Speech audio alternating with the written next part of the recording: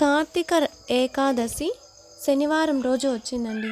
ఈ రోజున చాలా విశిష్టమైన రోజు. కనీసం తులసి చెట్టు దగ్గరైనా దీపం వెలిగిస్తే చాలా మంచిదండి. ఉదయమే లేచి సాయంకాలం 2 పూట్ల వెలిగించండి. లేట్ చేయకుండా welcome back to my channel. ఉత్పన్న ఏకాదశి, పైగా కార్తీక మాసం, అందులోనూ శనివారం అనగా ఏకాదశి వ్రతం ఆచరిస్తే చాలా మంచి ఫలితం ఉంటుంది.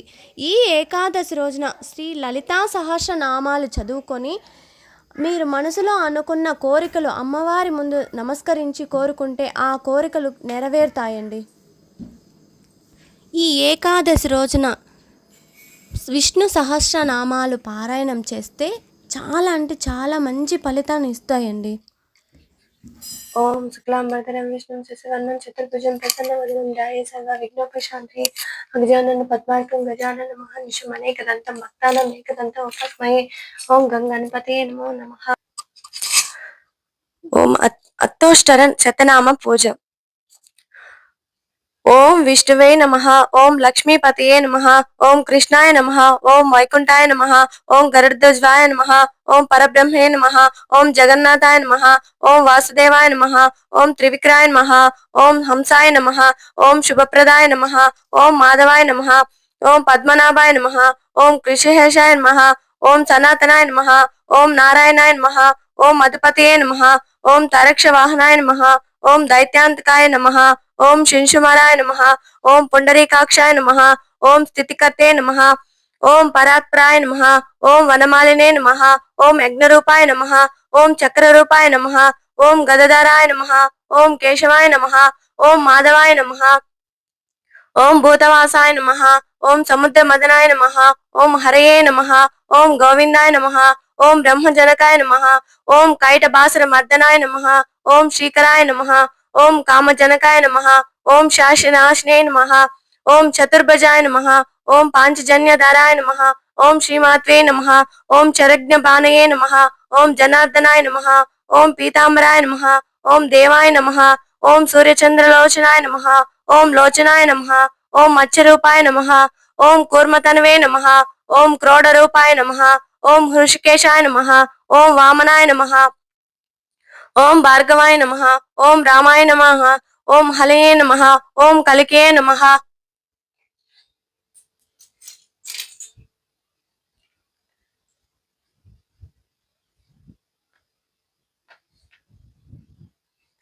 ఓం హయనావాయ నమః.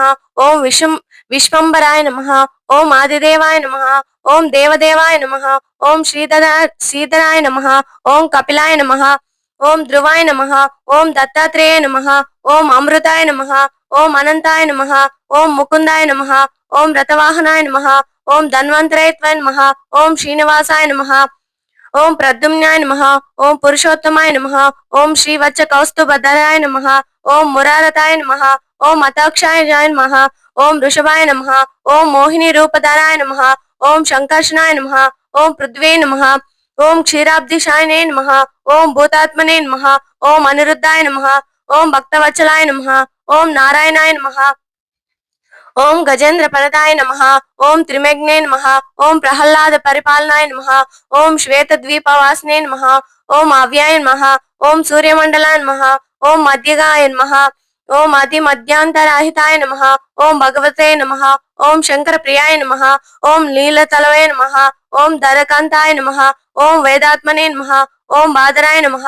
ఓం భగీరథి జన్మభూ పాద పద్మాయ నమః. ఓం సతాం ప్రభవే నమః. ఓం సంభవే నమః. ఓం విభవే నమః. ఓం ఘనశ్యామాయ నమః. ఓం జగత్తారాయ నమః. ఓం అవ్యాయ నమః. ఓం దశావతారాయ నమః. ఓం శాంతాత్మనే నమః. ఓం లీల మనుష విగ్రహాయ నమః. ఓం దామోదరాయ నమః. ఓం విరాటప్రాయ నమః. ఓం భూత భవ్య భవిష్యద్యో నమః. ఓం అష్టాదశ శతనామ పూజ సమర్పయామి. ఓం నమః శివాయ. ఓం నమః శివాయ. ఓం నమః శివాయ. ఓం నమః శివాయ. కార్తీక మాసంలో 9వ అధ్యయనం పూర్తి అయిన తర్వాత ఈరోజు 10వ రోజు కదండి. 10వ అధ్యయనం మొదలు పెడుతున్నాను. 10వ అధ్యయనము కార్తీక పురాణంలో 10వ అధ్యాయం ఆజామిలుని పూర్వజన్మ వృత్తాంతము. ఓ జనకుడు వశిష్ఠుల వారిని గాంచి మునిశ్రేష్ఠ, ఈ ఆజామిలుడు ఎవడు? వాడి పూర్వజన్మ ఎటువంటిది? పూర్వజన్మంబున నెట్టి పాపములు చేసి ఉండును. ఇప్పటికి విష్ణుదూతలు వైకుంఠమునకు తీసుకొని పోయిన తర్వాత నేమి జరిగెను వివరించను వలదనగా ప్రార్థించెను. అంత నా మునిశ్రేష్ఠుడు జనక మహారాజును గాంచి ఇట్లు పలికెను. జనక, ఆజామిలుని విష్ణుదూతలు వైకుంఠమునకు తీసుకొని పోయిన తర్వాత యమకుంకర్లు తమ ప్రభువగు యమధర్మరాజు కడికేగి, ప్రభు తమ ఆజ్ఞ ప్రకారము ఆజామిలను తీసుకువచ్చుటకు వెళ్ళగా అచ్చటకు విష్ణుదూతలు కూడా వచ్చి మాతో వాదించి ఆజామిలను విమానం ఎక్కి వైకుంఠమునకు తీసుకొని పోయిరి. మేము చేయదని లేక విచారించుటకు ఇచ్చుటకు వచ్చినాము అని భయంకరపుతులై విన్నవించుకొనిరి. అవురా ఎంత పని జరిగెను అని భయంకపితలై అవురా ఎంత పని జరిగిన ఇప్పుడు ఇటు విధముగా జరిగి ఉండేది లేదా? దీనికి బలమైన కారణం ఏదైనా ఉండవచ్చును అని యముడు తన ద్రివ్య దృష్టితో ఆజాములని పూర్వజన్మ వృత్తాంతము తెలుసుకొని, ఓహో అదియా సంగతి, తన అవసన కాలము నారాయణ అని వైకుంఠ వాసుని నామస్మరణ చేసి ఉండును. అందులకు గాను విష్ణుదూతలు వచ్చి వానిని తీసుకొని పోయిరి. తెలిసి గాని మృత్యు సమయమున హరినామ స్మరణ ఎవరు చేయుదురో వారికి వైకుంఠ ప్రాప్తి తప్పక కలుగును గనుక ఆజామిలునకు వైకుంఠ ప్రాప్తి కలిగెను కదా అని అనుకొనెను. ఆజామిలుడు పూర్వజన్మలో మహారాష్ట్ర దేశమున ఒకానొక శివాలయంలో అర్చకుడిగా ఉండెను. అతడు తన అపురూపమైన అందం చేతను, సిరి సంపదల చేతను, బలము చేతను గర్విష్ఠి అయి వ్యభచారి అయి శివారాధన చేయక శివాలయములో యొక్క ధనము సంహరించుచు శివుని విగ్రహం వద్ద ధూప దీప నైవేద్యములను పెట్టక దుష్ట సావాసములను మరిగి విచ్చలవిడిగా తిరుగుచుండేవాడు. ఒక్కొక్కప్పుడు శివాలయంలో పరమేశ్వరునికి ఎదురుగా పాదములుంచి పరుగుండేవాడు. ఇతనికి ఒక బీద బ్రాహ్మణ స్త్రీతో రహస్య సంబంధం ఉండేది. ఆమె కూడా అందమైన దగుటచే చేయదనలేమి లేక ఆమె భర్త చూడనటుల నుండి భిక్షాటనకి ఊరూరు తిరుగుతూ ఏదో వేళకు ఇంటికి వచ్చి కాలం గడుపుతూ ఉండేవాడు. ఒకనాడు పొరుగురికి వెళ్లి యాచన చేసి పెద్ద మూటతో బియ్యం కూరలు నెత్తిన పెట్టుకొని వచ్చి అలసిపోయి, నాకు ఈ రోజున ఆకలి మిక్కుటముగానున్నది, త్వరగా వంట చేసి పెట్టుము అని భార్యతో నన్నెను. అందుకు ఆమె చీదరించుకొనుచు నిర్లక్ష్యంతో కడుగుకొనుటకు నీళ్లు కూడా ఇయ్యక అతని వంక కన్నెత్తి అయినను చూడక వీటినిపై మనస్సు గలదై మగని తూల నాడుట వలన భర్తకు కోపం వచ్చి మూల నన్ను కర్రతో బాధను. అంత ఆమె భర్త చేతి నుండి కర్ర లాగుకొని భర్తను రెండింతలు కొట్టి బయటకు తోసి తలుపులు మూసివేసెను. అతడు చేయదనది ఏమీ లేక భార్యపై విసుగు జనించుట వలన ఇక ఇంటికి ముఖం పట్టరాదని తలపోసి దేశాటనకు వెడలిపోయాను. భర్త ఇంటి నుంచి వెడలిపోయాను కదా అని సంతోషించి ఆమె ఆ రాత్రి బాగా ముస్తాబై వీధి అరుగుపై కూర్చోండి ఉండగా ఒక చాకలివాడు ఆ దారిని పోవుచుండెను. అతనిని పిలిచి, ఓయి నీవి రాత్రి రాతో రతిక్రీడ చలుపుటకు రమ్మని కోరెను. అంత నా చాకలి, తల్లి నీవు బ్రాహ్మణ పడితివి, నేను నీచు కొలుస్తాడను, చాకలి వాడను, మీరు ఈ విధంగా పీల్చటకు యుక్తము కాదు. ఓం శుక్లాంబరధరం విష్ణుం శశివర్ణం చతుర్భుజం ప్రసన్నవదనం ధ్యాయే సర్వ విఘ్నోపశాంతి గజానన పద్మార్కం గజానన మహానిశం అనేకదంతం భక్తానం ఏకదంతం ఉపాస్మహే. ఓం గంగణపతయే నమో నమః. ఓం అత్తోష్టరన్ శతనామ పూజ. ఓం విష్ణువే నమః. ఓం లక్ష్మీపతయే నమః. ఓం కృష్ణాయ నమః. ఓం వైకుంఠాయ నమః. ఓం గరుడధ్వజాయ నమః. ఓం పరబ్రహ్మే నమః. ఓం జగన్నాథాయ నమః. ఓం వాసుదేవాయ నమః. ఓం త్రివిక్రాయ నమః. ఓం హంసాయ నమః. ఓం శుభప్రదాయ నమః. ఓం మాధవాయ నమః. ఓం పద్మనాభాయ నమః. ఓం కృషిహేషాయ నమః. ఓం సనాతనాయ నమః. ఓం నారాయణాయ నమః. ఓం మధుపతయే నమః. ఓం తరక్ష వాహనాయ నమః. ఓం దైత్యాంతకాయ నమః. ఓం శింశుమరాయ నమః. ఓం పుండరీకాక్షాయ నమః. ఓం స్థితికర్తే నమః. ఓం పరాత్పరాయ నమః. ఓం వనమాలినే నమః. ఓం యజ్ఞరూపాయ నమః. ఓం చక్రరూపాయ నమః. ఓం గదధరాయ నమః. ఓం కేశవాయ నమః. ఓం మాధవాయ నమః. ఓం భూతవాసాయ నమః. ఓం సముద్ర మదనాయ నమః. ఓం హరయే నమః. ఓం గోవిందాయ నమః. ఓం బ్రహ్మజనకాయ నమః. ఓం కైటబాసుర మర్దనాయ నమః. ఓం శ్రీకరాయ నమః. ఓం కామజనకాయ నమః. ఓం శాశ్వనాశినే నమః. ఓం చతుర్భుజాయ నమః. ఓం పాంచజన్యధరాయ నమః. ఓం శ్రీమాత్రే నమః. ఓం చరజ్ఞపానయే నమః. ఓం జనార్దనాయ నమః. ఓం పీతాంబరాయ నమః. ఓం దేవాయ నమః. ఓం సూర్యచంద్రలోచనాయ నమః. ఓం లోచనాయ నమః. ఓం మత్స్యరూపాయ నమః. ఓం కూర్మతనవే నమః. ఓం క్రోడరూపాయ నమః. ఓం హృషికేశాయ నమః. ఓం వామనాయ నమః. ఓం భార్గవాయ నమః. ఓం రామాయ నమః. ఓం హలయే నమః. ఓం కలికే నమః.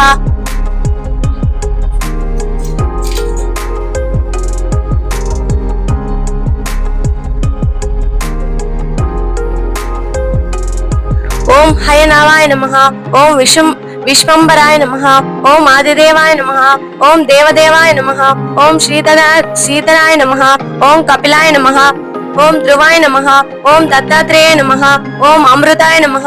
ఓం అనంతాయ నమః. ఓం ముకుందాయ నమః. ఓం రతవాహనాయ నమః. ఓం ధన్వంతరయత్వాయ నమః. ఓం శ్రీనివాసాయ నమః. ఓం ప్రద్యుమ్నాయ నమః. ఓం పురుషోత్తమాయ నమః. ఓం శ్రీవత్స కౌస్తుభధరాయ నమః. ఓం మురారదాయ నమః. ఓం అతాక్షాయ నమః. ఓం వృషభాయ నమః. ఓం మోహిని రూపధరాయ నమః. ఓం సంకర్షణాయ నమః. ఓం పృథ్వీ నమః. ఓం క్షీరాబ్దిశాయనే నమః. ఓం భూతాత్మనే నమః. ఓం అనిరుద్ధాయ నమః. ఓం భక్తవత్సలాయ నమః. ఓం నారాయణాయ నమః. ఓం గజేంద్ర పదతాయ నమః. ఓం త్రిమగ్నే నమః. ఓం ప్రహ్లాద పరిపాలనాయ నమః. ఓం శ్వేత ద్వీపవాసినే నమః. ఓం అవ్యాయ నమః. ఓం సూర్యమండలాయ నమః. ఓం మధ్యగాయ నమః. ఓం అతి మధ్యాంతరాహితాయ నమః. ఓం భగవతే నమః. ఓం శంకర ప్రియాయ నమః. ఓం నీలతలవే నమః. ఓం ధరకాంతాయ నమః. ఓం వేదాత్మనే నమః. ఓం బాదరాయ నమః. ఓం భగీరథి జన్మభూ పాద పద్మాయ నమః. ఓం సతాం ప్రభవే నమః. ఓం సంభవే నమః. ఓం విభవే నమః. ఓం గణశ్యామయ నమః. ఓం జగతారాయ నమః. ఓం అవ్యాయ నమః. ఓం దశావతారాయ నమః. ఓం శాంతాత్మనే నమః. ఓం లీల మనుష విగ్రహాయ నమః. ఓం దామోదరాయ నమః. ఓం విరాట్రూపాయ నమః. ఓం భూత భవ్య భవిష్యద్యో నమః. ఓం అష్టాదశ శతనామ పూజ సమర్పయామి. ఓం నమః శివాయ. ఓం నమః శివాయ. ఓం నమః శివాయ. ఓం నమః శివాయ. కార్తీక మాసంలో 9వ అధ్యయనం పూర్తి అయిన తర్వాత ఈరోజు 10వ రోజు కదండి. 10వ అధ్యయనం మొదలు పెడుతున్నాను. 10వ అధ్యయనము కార్తీక పురాణంలో 10వ అధ్యయనం ఆజామిలుని పూర్వజన్మ వృత్తాంతము. ఓ జనకుడు వశిష్ఠుల వారిని గాంచి మునిశ్రేష్ఠ, ఈ ఆజామిలుడు ఎవడు? వాడి పూర్వజన్మ ఎటువంటిది? పూర్వజన్మంబున నెట్టి పాపములు చేసి ఉండును. ఇప్పటికి విష్ణుదూతలు వైకుంఠమునకు తీసుకొని పోయిన తర్వాత నేమి జరిగెను వివరించను వలదనుక ప్రార్థించెను. అంత నా మునిశ్రేష్ఠుడు జనక మహారాజును గాంచి ఇట్లు పలికెను. జనక, ఆజామిలుని విష్ణుదూతలు వైకుంఠమునకు తీసుకొని పోయిన తర్వాత యమకుంకళ్ళు తమ ప్రభు యమధర్మరాజు కడికేగి, ప్రభు తమ ఆజ్ఞ ప్రకారము ఆజామిలను తీసుకువచ్చుటకు వెళ్ళగా అచ్చటకు విష్ణుదూతలు కూడా వచ్చి మాతో వాదించి ఆజామిలను విమానం ఎక్కి వైకుంఠమునకు తీసుకొని పోయిరి. మేము చేయదని లేక విచారించుటకు ఇచ్చుటకు వచ్చినాము అని భయంకరపుతులై విన్నవించుకొనిరి. అవురా ఎంత పని జరిగేను అని భయంకపితలై అవురా ఎంత పని జరిగిన ఇప్పుడు ఇటు విధముగా జరిగి ఉండదు, లేదా దీనికి బలమైన కారణం ఏదైనా ఉండవచ్చును అని యముడు తన ద్రివ్య దృష్టితో ఆజాములని పూర్వజన్మ వృత్తాంతము తెలుసుకొని, ఓహో అదియా సంగతి, తన అవసన కాలము నారాయణ అని వైకుంఠ వాసుని నామస్మరణ చేసి ఉండును. అందులకు గాను విష్ణుదూతలు వచ్చి వానిని తీసుకొని పోయిరి. తెలిసి గాని మృత్యు సమయమున హరినామ స్మరణ ఎవరు చేయుదురో వారికి వైకుంఠ ప్రాప్తి తప్పక కలుగును గనుక ఆజామిలునకు వైకుంఠ ప్రాప్తి కలిగెను కదా అని అనుకొనెను. ఆజామిలుడు పూర్వజన్మలో మహారాష్ట్ర దేశమున ఒకానొక శివాలయంలో అర్చకుడిగా ఉండెను. అతడు తన అపురూపమైన అందం చేతను, సిరి సంపదల చేతను, బలము చేతను గర్విష్ఠి అయి వ్యభచారి అయి శివారాధన చేయక శివాలయములో యొక్క ధనము సంహరించుచు శివుని విగ్రహం వద్ద ధూప దీప నైవేద్యములను పెట్టక దుష్ట సావాసములను మరిగి విచ్చలవిడిగా తిరుగుచుండేవాడు. ఒక్కొక్కప్పుడు శివాలయంలో పరమేశ్వరునికి ఎదురుగా పాదములుంచి పరుగుండేవాడు. ఇతనికి ఒక బీద బ్రాహ్మణ స్త్రీతో రహస్య సంబంధం ఉండేది. ఆమె కూడా అందమైన దగుటచే చేదనలేమి లేక ఆమె బట్ట చూచియు చూడనటుల నుండి భిక్షాటనకి ఊరూరు తిరుగుతూ ఏదో వేళకు ఇంటికి వచ్చి కాలం గడుపుతూ ఉండేవాడు. ఒకనాడు పొరుగురికి వెళ్లి యాచన చేసి పెద్ద మూటతో బియ్యం కూరలు నెత్తిన పెట్టుకొని వచ్చి అలసిపోయి నాకు ఈ రోజున ఆకలి మిక్కుటముగా నున్నది, త్వరగా వంట చేసి పెట్టుము అని భార్యతో నన్నెను. అందుకు ఆమె చీదరించుకొనుచు నిర్లక్ష్యంతో కాళ్ళు కడుగుకొనుటకు నీళ్లు కూడా ఇయ్యక అతని వంక కన్నెత్తి అయినను చూడక వీటినిపై మనస్సు గలదే మగని తోల నాడుట వలన భర్తకు కోపం వచ్చి మూల నన్ను కర్రతో బాధను. అంత ఆమె భర్త చేతి నుండి కర్ర లాగుకొని భర్తను రెండింతలు కొట్టి బయటకు తోసి తలుపులు మూసివేసెను. అతడు చేయదనది ఏమీ లేక భార్యపై విసుగు జనించుట వలన ఇక ఇంటికి ముఖం పట్టరాదని తలపోసి దేశాటనకు వెడలిపోయాను. భర్త ఇంటి నుంచి వెడలిపోయాను కదా అని సంతోషించి ఆమె ఆ రాత్రి బాగా ముస్తాబై వీధి అరుగుపై కూర్చోండి ఉండగా ఒక చాకలివాడు ఆ దారిని పోవుచుండెను. అతనిని పిలిచి, ఓయి నీవి రాత్రి రాతో రతిక్రీడ చలుపుటకు రమ్మని కోరెను. అంత నా చాకలి, తల్లి నీవు బ్రాహ్మణ పడితివి, నేను నీచు కొలుస్తాను, చాకలి వాడను, మీరు విధంగా పీల్చుటకు యుక్తము కాదు.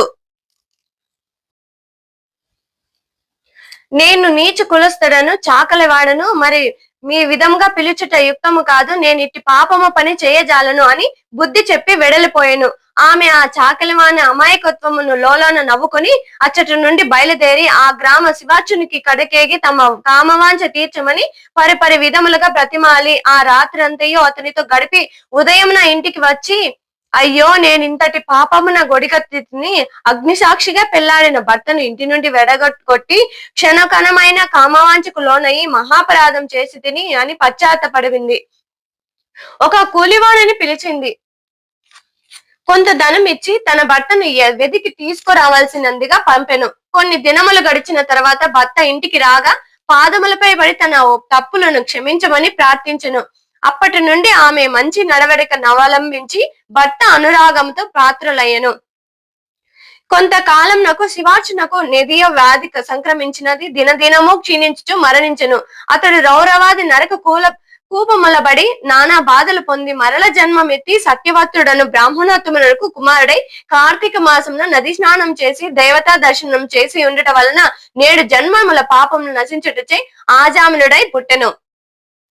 ఇప్పటికీ తన అవసాన కాలంలో నారాయణ అని శ్రీహరిని స్మరించట వలన వైకుంఠమునకు పోయెను.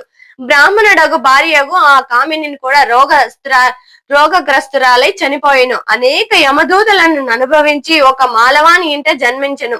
ఆ మాలవాడు ఆ పిల్ల జన్మరాశి చూపించగా తండ్రి గండమున పుట్టిందని జ్యోతిష్కుడు చెప్పెను. మాలవాడు శిశువును తీసుకొని పోయి అడవి యందు వదిలిపెట్టెను. అంతలో ఒక విప్రుడు ఆ దారి పోవచ్చు పిల్ల ఏడుపు విని జాలి కలిగి తీసుకొని పోయి తన ఇంట దాసికిచ్చి పోషించమనెను. ఆ బాలికని ఆజామిలుడును ప్రేమించెను. వారి పూర్వజన్మ వృత్తాంతమదియే.